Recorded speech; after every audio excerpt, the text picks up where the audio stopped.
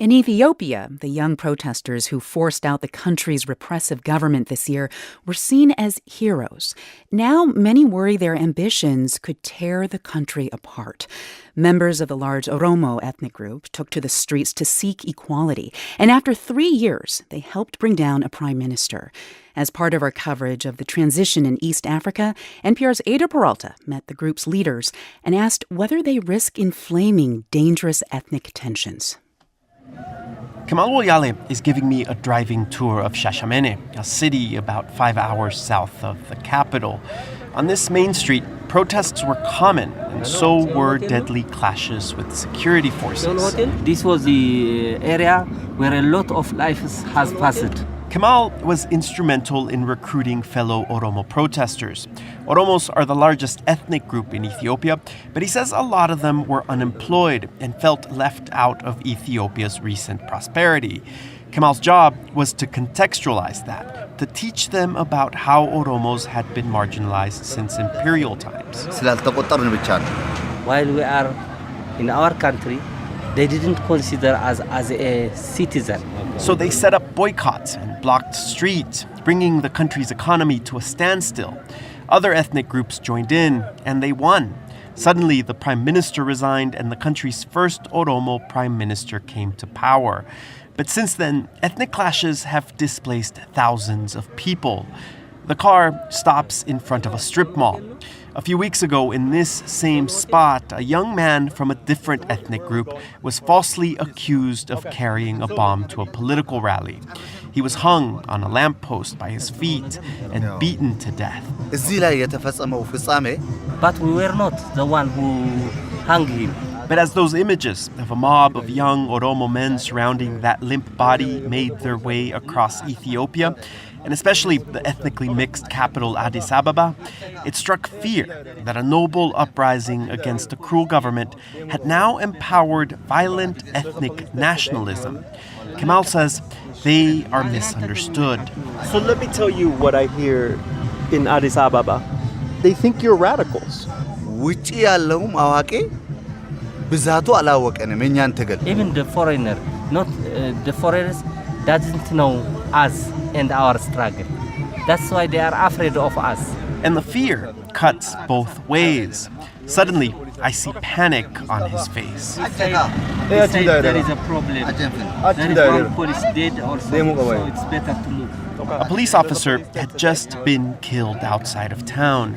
He still fears that someone will seek revenge. So we drive. Protests began about 3 years ago, sparked by a government plan to take more Oromo territory for the capital. At the time, the press was tightly controlled, so an exile in Minnesota gave voice to the uprising through Facebook and a satellite network, through shaky cell phone videos showing the protests and the abuses of the security forces. With the new government, Jawar Mohammed is back from exile and says no one thought they would succeed. It defied all logic. Oromos make up more than a third of the country. Jawar says this rebellion was about more than standing up to a minority-led government. It was about building Oromo self-esteem and pride about who they were. What's emerged, he says, is not some nationalist movement, but a politically conscious youth. They are assertive. They are proud of their achievement, but they are not radical. He says not radical. Still, big issues have emerged. Across Ethiopia, Oromos have clashed with other ethnic groups, and they have two huge demands. They want the capital, Addis Ababa, now a federal district, to be under their administrative control. And they want the Oromo language to displace Amharic as the country's official language. There are a lot of clashes of dreams, That is Merera Gudina, a veteran Oromo politician in Ethiopia. He was imprisoned by the previous regime and freed because of the protests. But he says this is a dangerous time in Ethiopia because what's happening right now is those clashes of dreams are being resolved through violence. If there is no negotiation, he says, the country could crumble. You should be able to negotiate over the basics and at least able to manage those dreams. Back in Shashamene, The clouds open up as we drive to meet Kemal's 18-year-old son, who protested with his father's encouragement. Wetamusa, the son, shows me a scar where the military shot him in the knee. More than 1,000 protesters were killed and tens of thousands were imprisoned. Wetamusa says the military raided classrooms and sent students to re-education camps. And they told us to lie down. Then they were beating us with the sticks, and they were running over us with their big shoes. Pregnant women and old men were beat alongside him. This was not an easy struggle, he says, but they have won.